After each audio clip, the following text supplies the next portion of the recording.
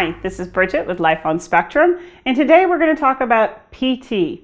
PT is physical therapy. Now, a lot of you that have been injured on the job or skiing or wherever think of physical therapy as going to a room and actually doing workout skills to strengthen your muscles. Well, that is part of the physical therapy, but it also can be very helpful for the students on the spectrum. A lot of times, students on the spectrum do not have all the muscles that are working because their brains are not always working like the quote-unquote normal person does. So a physical therapy can actually help them walk. A lot of students on the spectrum walk on their tippy toes. And that is a kind of a traditional trait. A therapist will actually work on going heel to toe, and they have a lot of different techniques to help with this. They also work with balance. Sometimes students on the spectrum cannot balance correctly.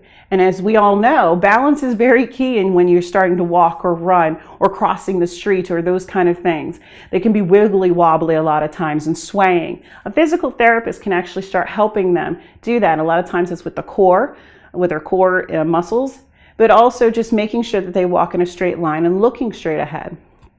A physical therapist can be a vital asset for your student on the spectrum, especially if they have sensory issues. They can also work with different seating arrangements in the classroom, whether a regular chair is better than a chair that's connected to a desk. They can also bring in different types of exercise balls to see if that helps with how they sit and having their feet placed on the floor.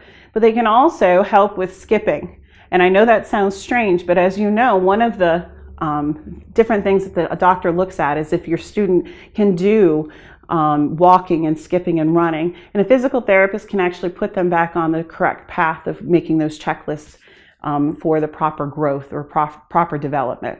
So a physical therapist is mostly gross motor, and just keep that in mind.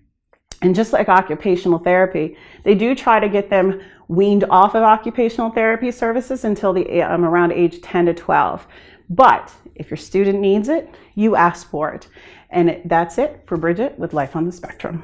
Thanks for watching that episode, and make sure you come back and join us again for upcoming videos.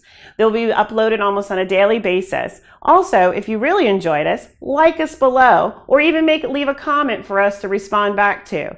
And if for all of you that are really involved in the Life on Spectrum, make sure you subscribe to our YouTube channel.